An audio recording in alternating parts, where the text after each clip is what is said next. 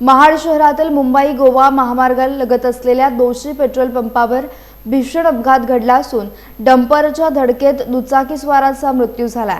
दुपारच्या सुमारास डंपरमध्ये डिझेल भरून चालक वाहन पुढे मागे घेत असताना किंजळोली बौद्धवाडी येथील शिरीष देऊ शिंदे हे दुचाकीवरून घरी जात होते। यावेळी डंपर चालकाने आजूबाजूला न पाहता अचानक वाहन पुढे घेतल्याने दुचाकीला जोरदार धडक बसली। या अपघातात गंभीर जखमी झालेल्या शिरीष शिंदे यांचा उपचारादरम्यान मृत्यू झाला।